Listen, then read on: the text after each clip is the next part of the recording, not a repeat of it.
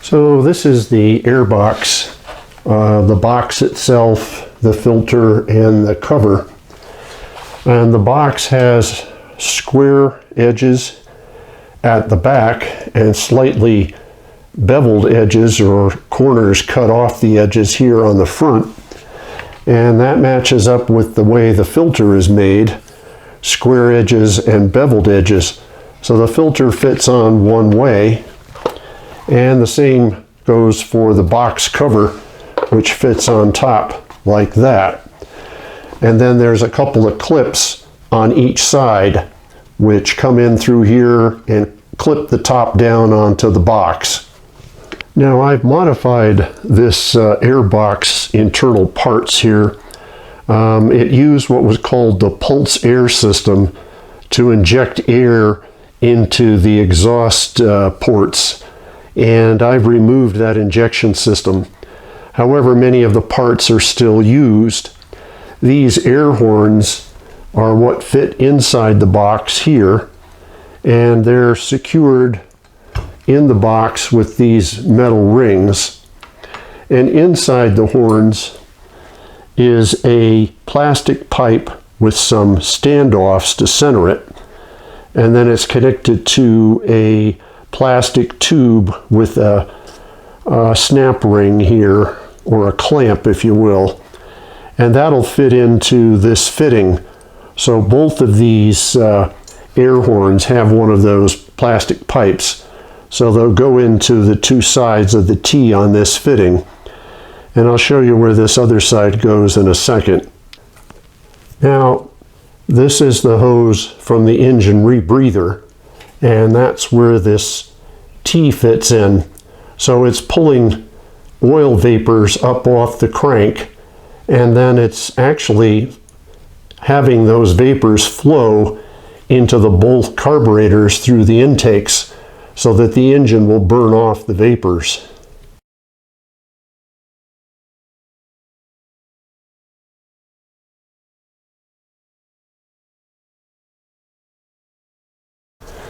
So I have the two air horns mounted in the box, and there's some other pieces that go in.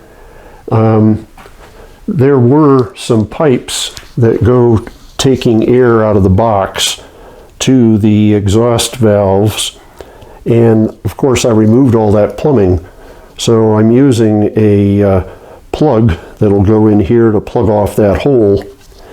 And this little air valve fits into this hole like that, and then there was another hole here that had a grommet that fit in it, and on the outside of the box was a T, which was vacuum lines coming off the carburetors to actuate some mechanism inside the box to let air flow out of the box to the exhaust valve area.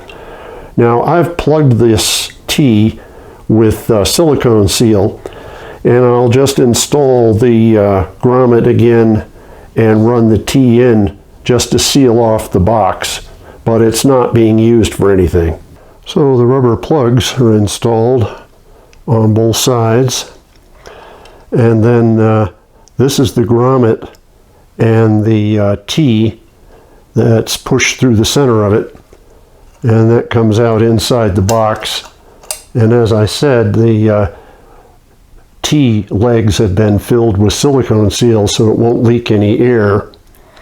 And then this is the little rubber valve installed in the box. To mount the air box, you have to remove the battery and battery box to get enough room. And it mounts using the transmission mounting bolt on this side, and on the other side it uses the transmission stud. Now I showed how to mount the air horns on the workbench, but you can't install the air box with the horns installed because the transmission bolt and the stud are underneath the horns. So you have to have them out of the way to tighten that up. Now the stud and the bolt use a very thick flat washer, and there's another bolt that goes through the center with the same thick flat washer. So tightening up those 3 secures the air box to the transmission.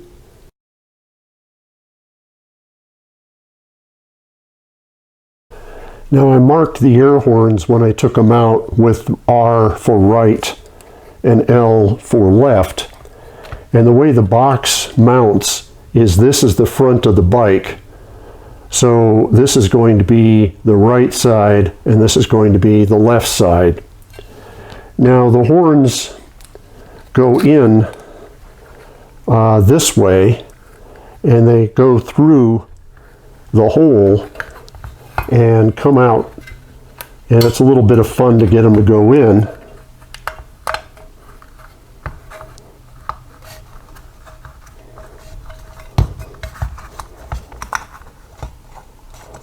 Because they just keep buckling up on you. There we go. Okay, so they're not quite perfect, but let me straighten them out.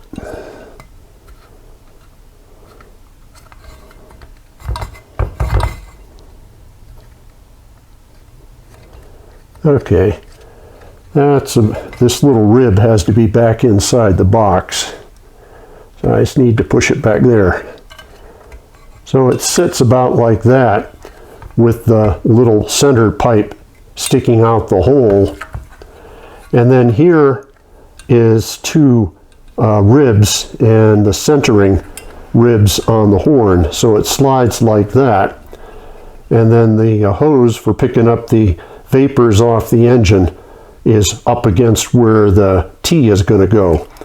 So it sits in there like that, and then this ring slides in to press it against the sides of the hole and secure it. So it slides in like that. And of course it helps if you slide it in straight, which I didn't. There we go. There. So it slides in like that, pressing the edge of the air horn against the box. So that's how they go in. I have the air horns back in the box, and I put the T into the hose from the crank and then slid the pipe that goes to the air intake and secured it with the little clamp. And I'll do that on this side as well. And then I'll have all the plumbing installed inside the air box. There we go. We've got the T all connected now. So I have the battery box and the battery installed again. And I took the coil off on one side. Makes it a little easier to get the filter and the top of the air box on. Now there's 4 clips like this that are used to secure the top, and this end goes in like that, and you want to put these on before you put the filter on, and then the filter goes on top straightforwardly, making sure you have the curved end of the filter. There we are. Now the top, I find if I slide it in and bring it over like that, and then I can pop up the clips, and that secures it.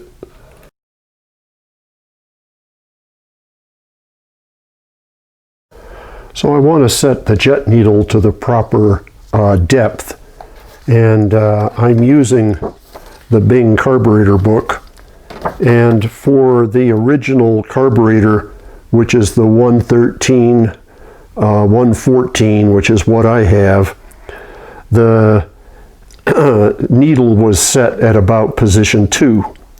However, since I've modified the engine, I need to run closer to what the RS with the CFO option on carburetors 103, 104 is, and that says it should be in position 3.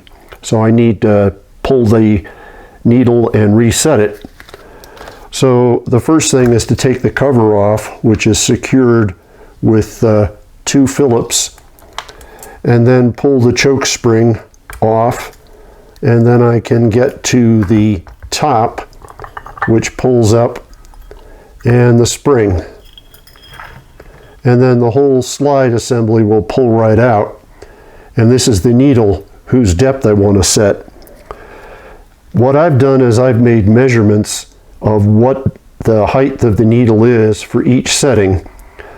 So I use a little caliper and just catch it like that. And this is about 47 millimeters, which is the number 2 position. So I need it to go in. So I just twist it and push. And I felt it click, but I don't trust it.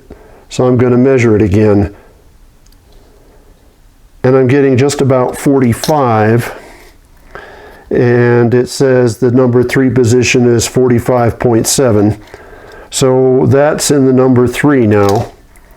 So to reinstall it, there's a tab on the edge of the diaphragm and a slot in the body. So they made up. And what I do is make sure that the slide cutout is even on both sides.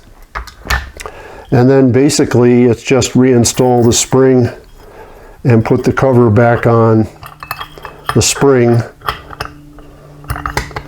and then just put the screws in and the choke spring.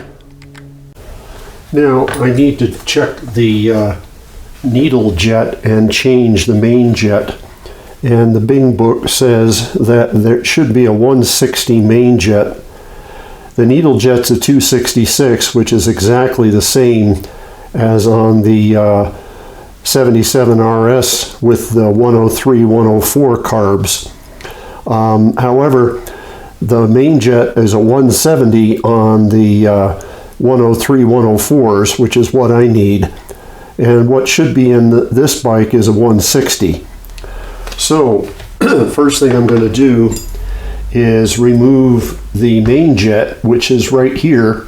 And of course I took the float bowl off so I could expose it. And you just back that out. And of course I can see from here that this is in fact stamped with 160. So this is the 160 stock main jet. And then to get to the needle jet, I back off the jet carrier, which has an O-ring to seal it, which I've replaced. So this one's in good shape, but I always inspect it. And then I need to shake the carb a little to get the jet to come out. And when I look at the body of the jet, sometimes I have to get a magnifying glass, but this one's a 2.66, and that's exactly what I want. Now there's a beveled face and a skinny neck, and the beveled face fits on the jet carrier like that. So I slide it over the needle, which is exposed, just like that. And then this is the bevel face pointing at me. And then I put the carrier back in and screw it down and tighten it. And then I install the 170. By the way, the jet has a little thin flat washer it sits on. So that'll be on like that. Then I'll put the 170 main jet in. Now before I install the float bowl, I just check the vent tube to be sure it's clear. And I take a thin piece of wire. In fact, you can take a strand out of copper wire strand and it'll fit. And I make sure it'll run all the way through, which means the tube is clear. Now this is for the choke, and there's a little orifice in there. So I just run my wire and it seems to go okay. And there's a hole in the body of the float bowl, and that seems to be okay. But as a final check, I'm just going to put a little bit of carb cleaner in the well, and it came right out into the into the float bowl, so the passages are clear. So I want to set the carburetors so that the butterflies are open at the same amount. So I adjust the stop screw on both of them, and I use a piece of paper to slide in between the screw and the surface it presses on the throttle linkage. And I keep tightening the screw until I capture the paper and I can't really pull it loose.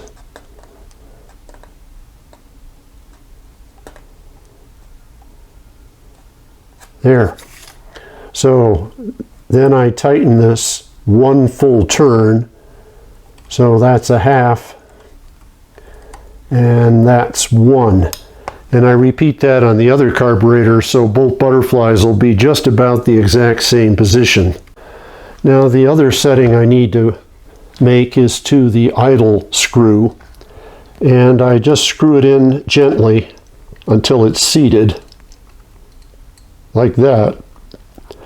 And then I like to take it out a half, one, and then a quarter.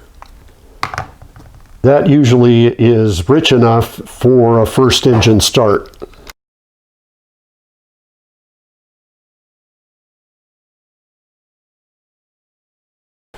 This is the throttle cable, and this is the Bowden assembly here. And then these are the two lower cables that go to the carburetors. And then there's a single upper cable that goes up to the handlebar to the throttle. Now this is too short because this is off the RS. So I'm going to replace this by removing it and then installing it on the newer cable that I have already on the bike. I'll install it into the Bowden connector here. So to get started, I pulled off the rubber boot, which I'll reuse, and then I backed off the lock nut and screwed the adjuster all the way in, and then I unscrew the cap, and here's the little plug on the inside, and the throttle cables slide in. These are the ones that go to the carburetor. Give it a little more room there. You can pop those out like that. Then the center one has its own little sleeve here, and this is the one I need to remove. So I'll push it in from the other end and slide it out the middle and then pull it through the slit here. So I have the cables off the center plug, and I'll install the cable from the handlebar into the center here. So I took the rubber boot off the shorter cable and removed the lock nut and then pushed it up so it's on here. Then I can install the lock nut again on the end, and I'll run it all the way up like that, and then that slides inside the case here, and I'll screw the case all the way up.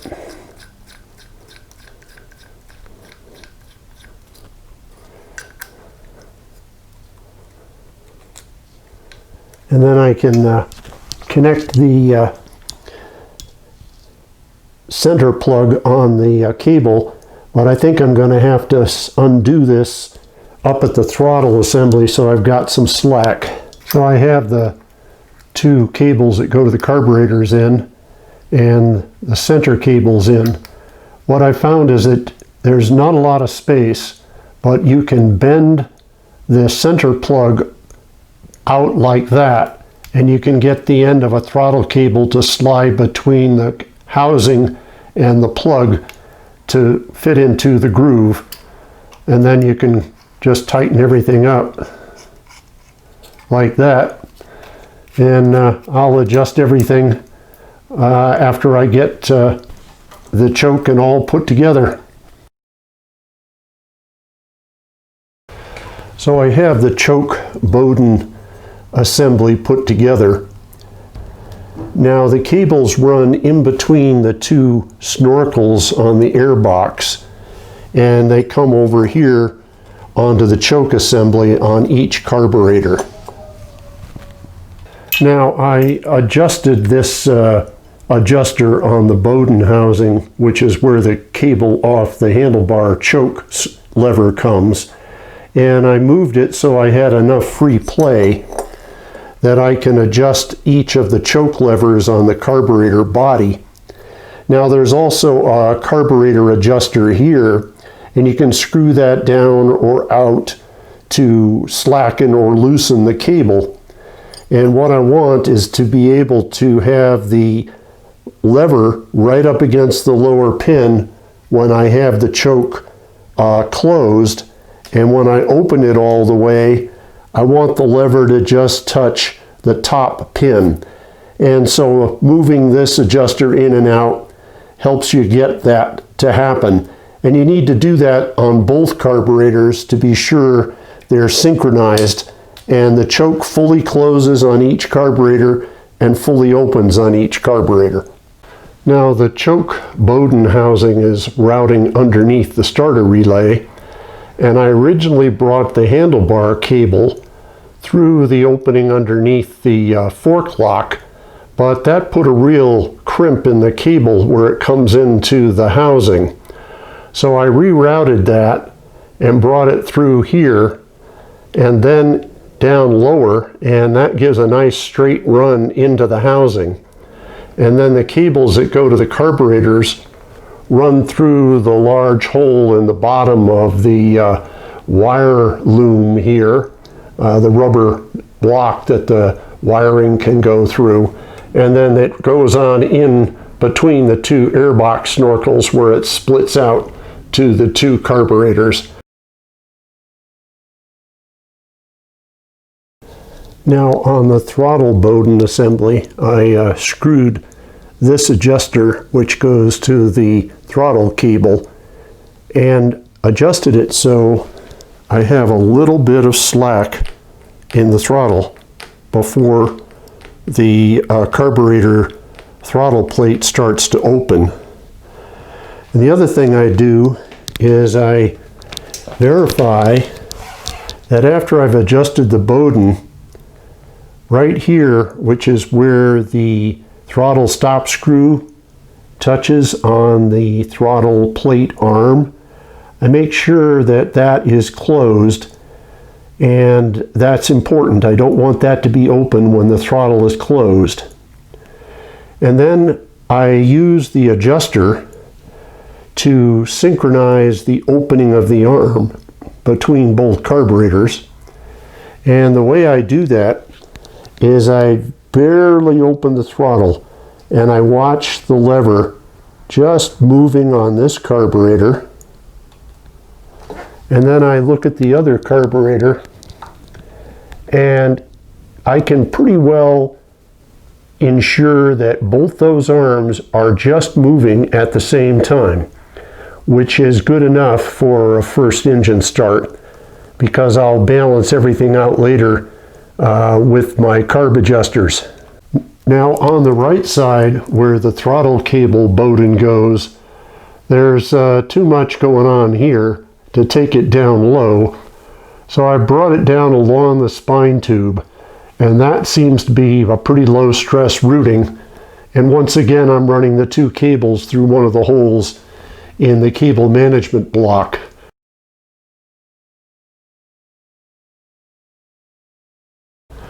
So this is the parts that are used to mount the carburetors to the heads. These are the two air horns, but they're different curvatures. This one I've marked with an L, so this is the left air horn, and this one I marked with an R, so it's the right air horn. And they have a rubber sleeve that fits over them, which is what goes into the air box. And then this is the end that goes to the carburetor. Now on the head is a rubber sleeve the carburetor mounts into on one side and the head mounts into on the other. And then a bunch of hose clamps are used to clamp the air horns and the connector to the heads together. To install the carburetors on the engine, first I'm going to put the little rubber sleeve on the intake spigot. It's got some lettering, so I kind of like that to go to the back and be out of the way. And I like my hose clamps at the bottom. So it's just basically a press fit to get it up and on the spigot, and it'll fight you a little bit or a lot. There it goes.